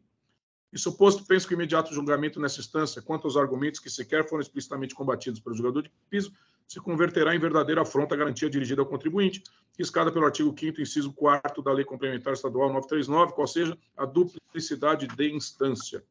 Se assim não for, estou convicto de estar se perpetrando o apontado vício passivo de potencial anulação quando do julgamento pela colina da Câmara Superior desta Casa de Impostos e Taxas.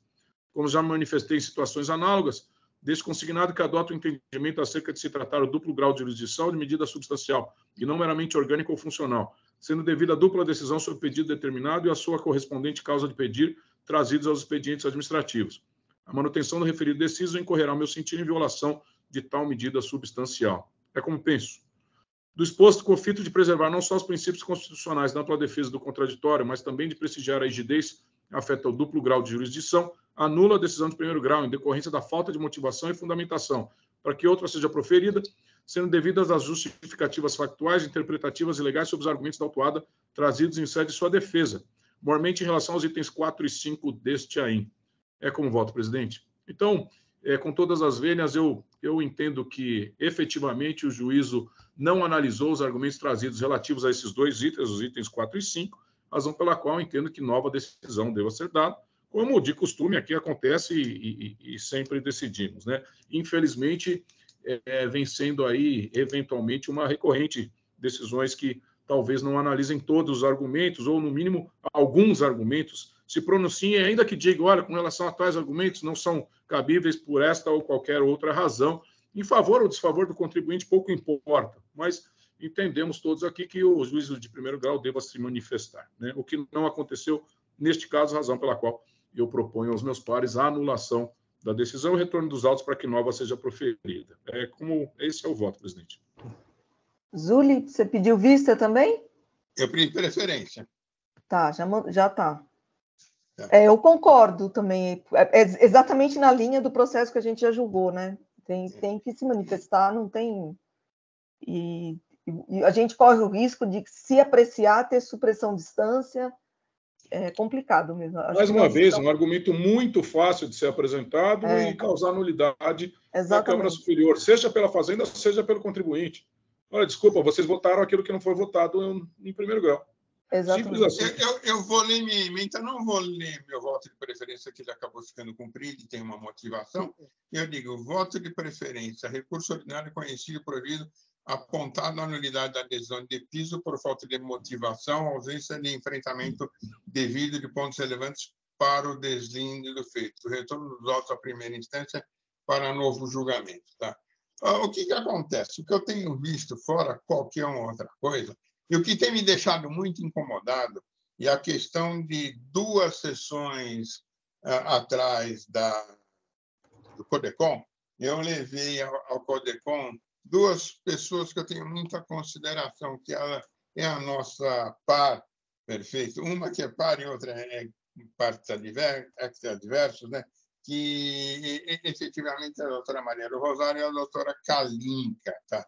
Maria do Rosário é a nossa colega que está em superiores.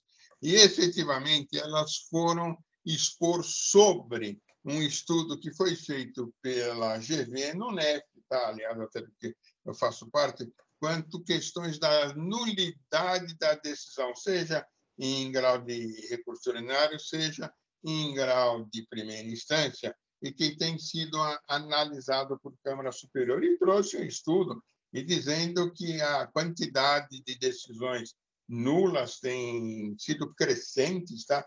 E com falta de análise. Então, sem dúvida nenhuma, eu acho que aqui, se nós deixarmos passar esse tipo de situação, muito embora o contribuinte, quando ele traga o argumento, ele faz, lógico, se vê que não é alguém que advogue diretamente no nosso tribunal, mas ele fala em nulidade do lançamento, nulidade do exame e tal. Então, na verdade, há um argumento quanto a essa questão de nulidade no geral. E deixar passar isso em Albis, o que vai acontecer? Nós vamos ter a nossa decisão e, eventualmente, por conta disso, a adesão de primeira instância, a adesão de piso anulada.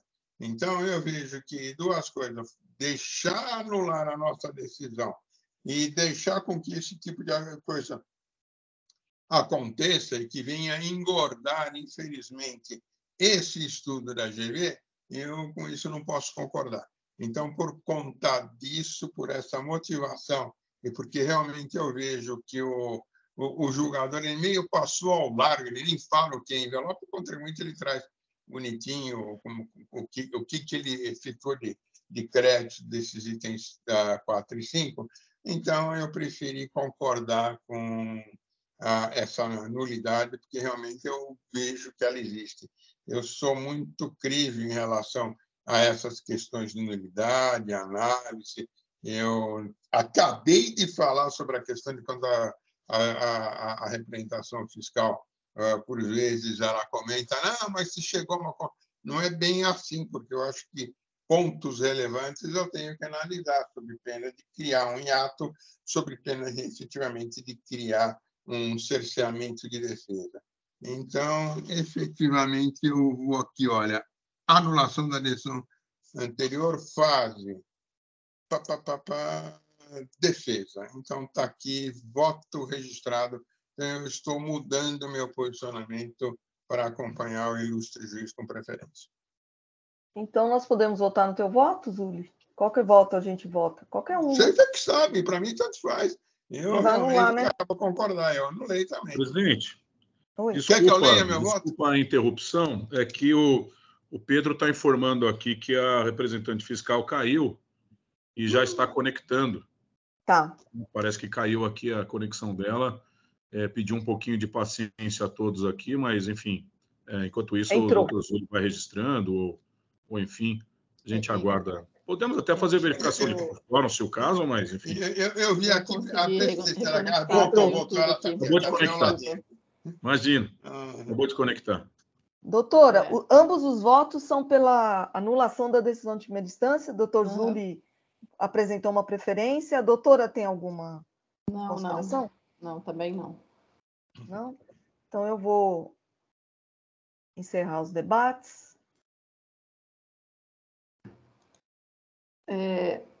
Gente, eu só quero pedir mais uma licença, por favor. Eu não estou conseguindo entrar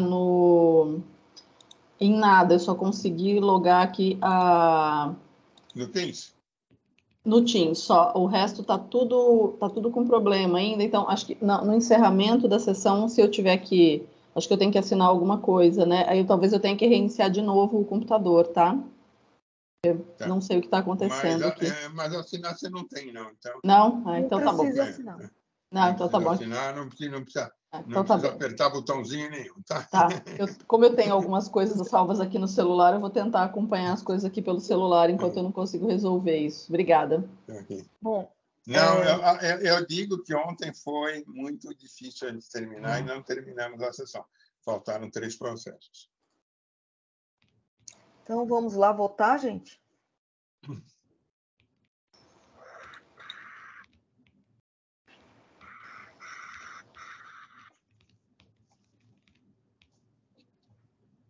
Para mim, aqui não consta os votos. Para mim, só consta 1 e 1. Exato, para mim também. Doutor Flávio? Flávio, será que caiu ou não está ele aí? São os dois votos, tudo certo. Já vou votar.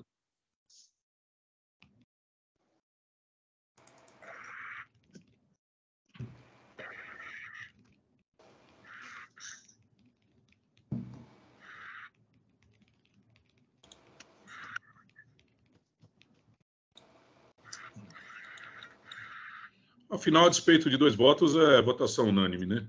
Então... Então, só para ficar... Ok. Eu acompanhei o Flávio, só para não dar preferência aqui. Não dá qualidade. Então, por unanimidade de votos, né? Você está anulado. Retorna à primeira instância para nova decisão.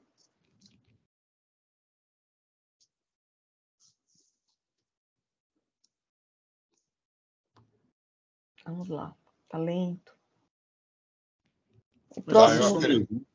O próximo processo é o último. Processo 4151.819, Adventure Cross Eireli, é um recurso ordinário da minha relatoria, não há patrono presente. Então, eu vou registrar e colocar meu voto aqui, que já é do conhecimento de todos, né?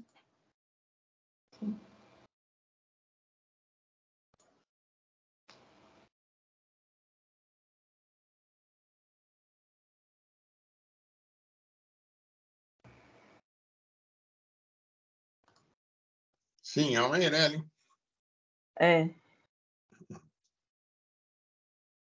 Vou colocar o voto aqui. Vou lembrar da doutora Argos, lembra disso, da época dos 7 sócios, né? Para constituir. E Túlio Ascarelli. Opa! Clássico dos clássicos. Doutora Patrícia é mais nova do que isso, né, doutora Patrícia? Eu não sou tão nova, mas acho que essa parte disso aí eu não lembro. Mas é mais nova que a gente, fica tranquilo. Bem mais nova. Antes, para fazer uma empresa, eu precisava de 7 sócios. Exato. Não é para rir, não. Imagino que o número foi escolhido também por... A Eireli não é uma construção do novo Código Civil, ela veio depois, ela veio praticamente quase que 1 ano depois. É isso aí. Né? Essa é muito interessante.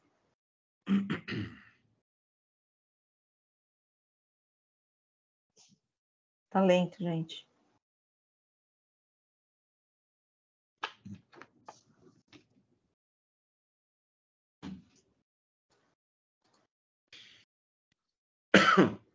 Bom, meu voto já está registrado. São 6 infrações, né? As acusações são itens 1 a 4, falta de apresentação de livros fiscais e de GIA nas referências indicadas em cada item. Item 5, falta de escrituração de documentos fiscais de saída de emissão do próprio contribuinte nos registros de saídas da EFD. Item 6, refere-se ao levantamento fiscal no qual foi identificada a diferença de saídas conforme se verifica do demonstrativo 5, folhas 24.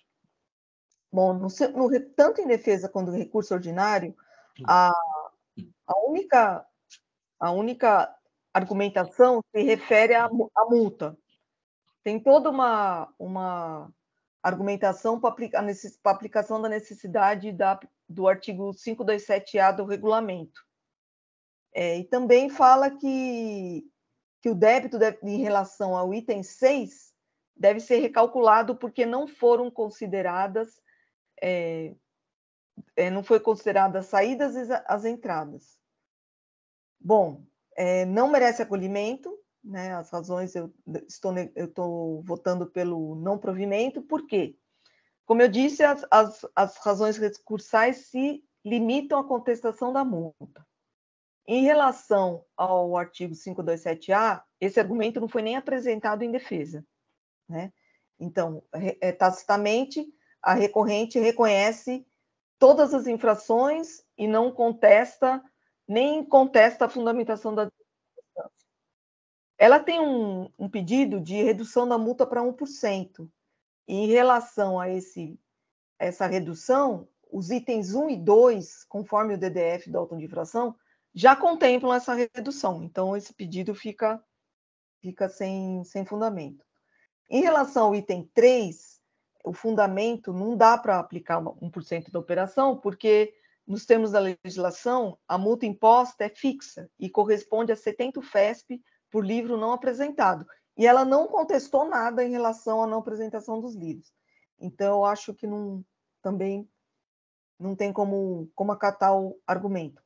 Em relação aos itens 4 e 5, ela foi notificada várias vezes para apresentar os documentos, ela não se manifestou, ela não apresentou nenhuma argumentação, então eu acho que não tem como agora vir alegar o artigo 527-A, porque, apesar de não haver dolo ou fraude, foi uma total desídia.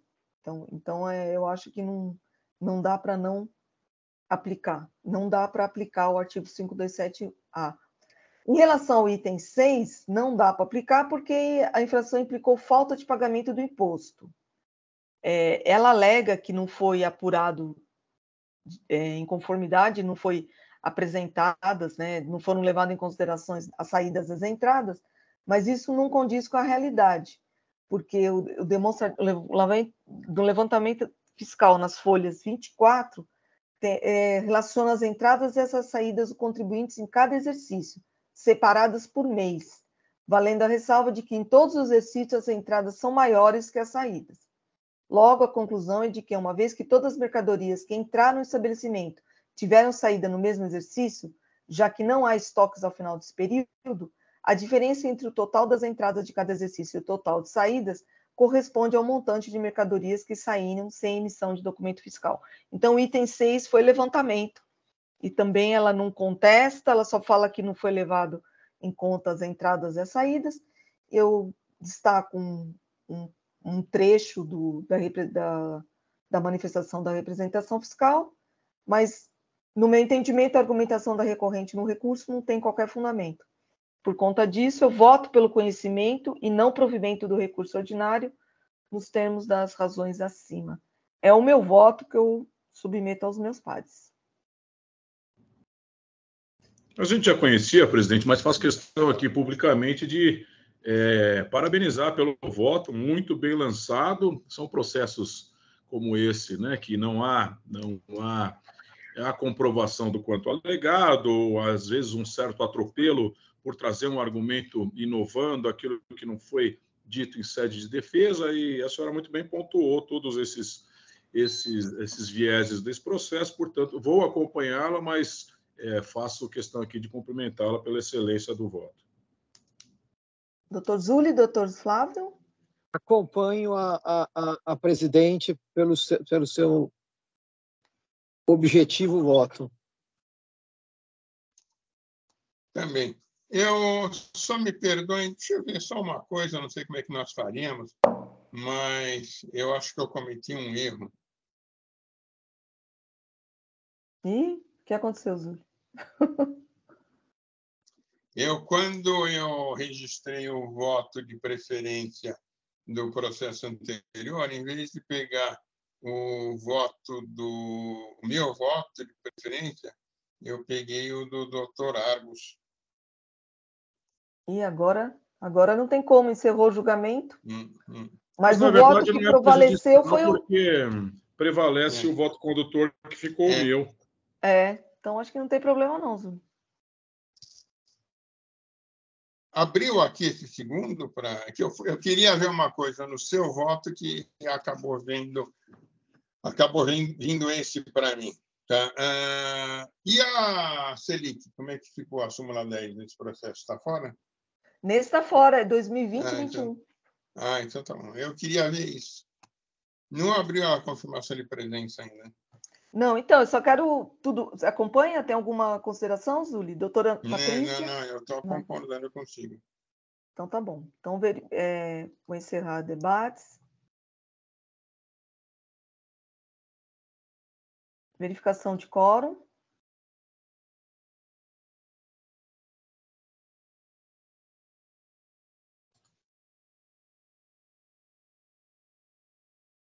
Aqui não apareceu verificação aberta ainda. Agora também não. Agora apareceu. Vamos ver se vai.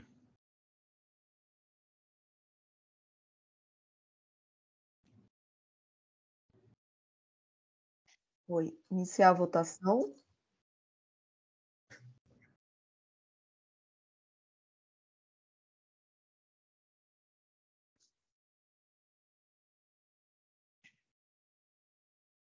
É que esse tema aqui está tão lento que até abrir alguma coisa...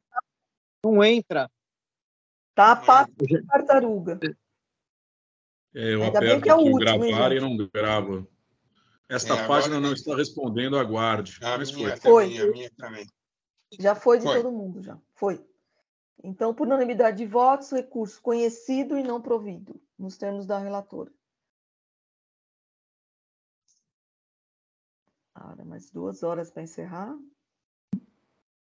Nada, mesmo com essa lentidão do sistema, fomos muito eficientes hoje. Hoje sim, hein? É para causar uma boa impressão para a doutora Patrícia. O Pedro já estava. O Pedro está aqui online comigo, estava me falando, nossa, hoje foi muito. Você deu muita sorte hoje, foi muito célere o negócio. Em sua homenagem, realmente é atípico terminarmos assim cedo. Então, assim, encerramos a sessão da 4ª Câmara do Tribunal de Impostos e Taxas do dia 6 de dezembro de 2023. Jailson, você pode encerrar a gravação, por favor?